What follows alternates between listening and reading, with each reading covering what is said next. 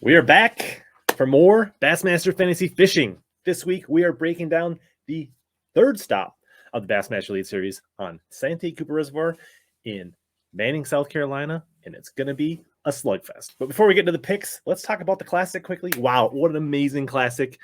I didn't think any of us, like Stetson, Welcher, Christie, all down to the wire, came down to the final weigh-in. It was quite the exciting show. What a great Classic.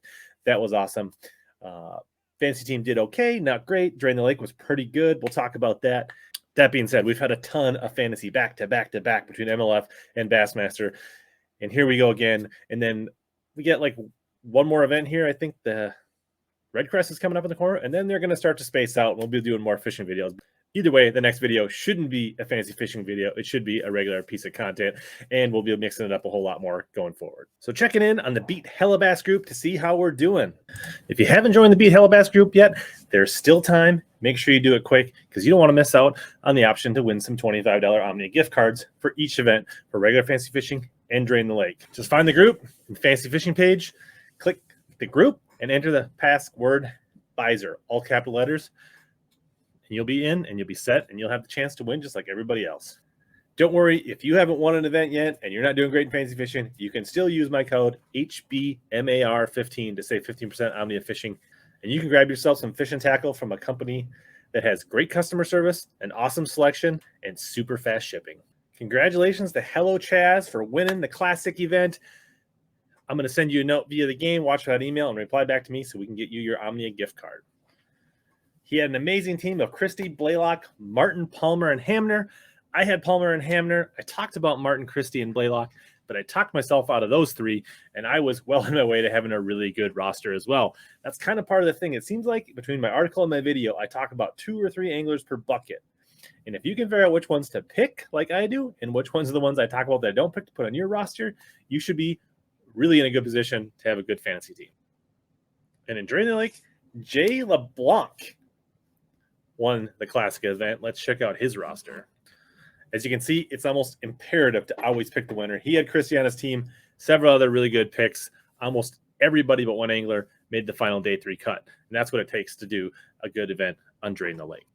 Watch for the email from me so you can claim your Omni gift card. I'm doing pretty good in Drain the Lake over the year. We're in the top 665, which is awesome. And that's mainly because I've picked the winner in 3 out of the 4 events so far this year. Unfortunately, half my team didn't make the day 3 cut this week, and you had a couple guys towards the bottom. But having that angler that wins the tournament will carry you through. So make sure you're targeting guys you think can win these lakes that you put in your 8 for each individual event. Hung in just inside the dark green at 81.7%. The Bassmaster Classic wasn't a great event, but for those keeping track at home, I'm still ahead of Mr. Ronnie Moore. So I am still beating Ronnie Moore. Ronnie also says he lives in the dark green, but it turns out he doesn't live in the dark green. And he also says, you know what? Drain the Lake is the real thinking man's game. And that's the one that he's really good at. And you know what? I'm still beating him there too. So Ronnie, you better start bringing it, son. Now let's talk about how Santee Cooper is going to set up for the Elite Series on their 3rd stop. All things are pointing to an amazing sight fishing slugfest at Santee Cooper. Santee Cooper is known for the 2006 event where Preston Clark set the record with 115 pounds that held for a few years. 6 guys in that tournament broke the Century Club and had over 100 pounds, and number 7 was just a few ounces away. It took over 72 pounds to make the top 12 day 4 cut back in that event. And a recent BFL took over 30 pounds to take a 1-day title there, and over 20 pounds to make the top 10. 2 falls ago, it took over 70 pounds to win a 4-day event when the fishing was at its toughest and the fish were probably at their skinniest all season. On top of that, I remember Kyle Welcher talking about seeing the pollen on the water in the backs of pockets at day 3 of the Bassmaster Classic. And like most of you know, that's a surefire sign that the spawn is just around the corner where you're at. Couple that with water temperatures creeping up into the low 60s. Having a little cool snap this weekend, going into a warming trend for the tournament, which should hold those bass up just a little bit and possibly create a perfect storm, as the 2nd day of the tournament is going to be a full moon. But all that being said, we kind of thought that was going to go down at Harris Chain, and it really didn't go like we thought. So we never know what Mother Nature is really going to deal to the lead field, but most of the signs are pointing to a really good tournament, and guys that like to sight fish should have a really good opportunity to catch some big bags in this event. Well, that's enough jibber jabber. Let's get into the picks. Like I always like to do, let's start in Bucket E and work our way to the top. A couple of anglers really stuck out to me here. Kyle Welcher coming off a great classic. He's had a slow start this year. I don't think he's going to be in Bucket E all year. And I think the shallow fishing at Santee Cooper, sight fishing is going to set up for him. Maybe even digs out his frog and catches a couple giants on his frog. Hunter Shryock, also known as a good shallow fisherman, a guy that loves to sight fish. I think he could be a really good pick. But even though I say this often, that picking Steve Kennedy is kind of like fantasy fishing roulette with your roster, this week I'm going to do it. I'm going against my advice. I'm going to take Stephen Kennedy. He's had a really good track record. He finished in the top 5 in that 2006 event that Preston Clark won. He almost made the top 10 the last time they were this past fall. There's something about South Carolina, Santee Cooper, and Steve Kennedy that click, and I just think things are going well for him, and I think he's going to bust a big tournament, and I like him in Bucket D this. Moving on to Bucket D, nobody really super jumped out to me. I kind of like Brock Mosley. He's from Mississippi. A lot of cypress trees in Mississippi. A lot of cypress trees in Santee Cooper. Bladed jig could be really good. That's one of his favorite techniques. As fish are coming in and out of these spawning flats throughout the tournament, that could be a really good way for Brock Mosley to make some hay and have a good tournament. Clark Quentland is known as a pretty good sight fisherman, so I wouldn't count him out here.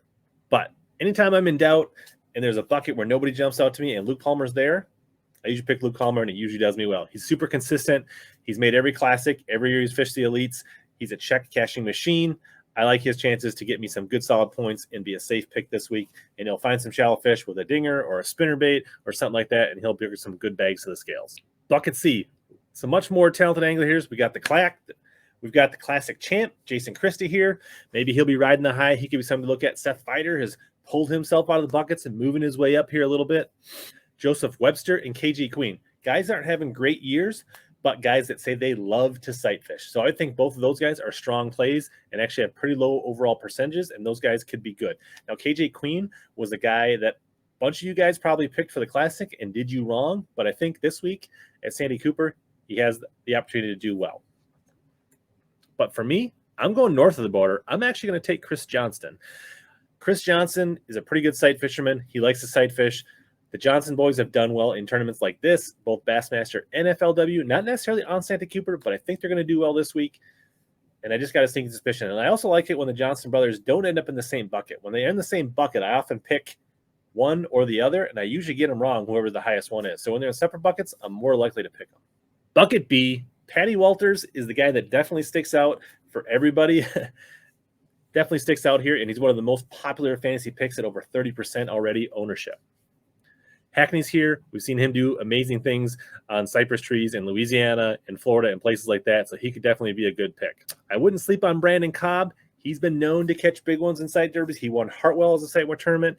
He won Lake Fork partially on sight fishing, catching some giants. So he's sneaky good in South Carolina, and he's sneaky good in the spring. But I'm going to give Jacob Prosnick, a chance to redeem himself. He kind of did me wrong at the Classic. I talked myself out of picking Christie and went with J. Powell. That didn't work out for me.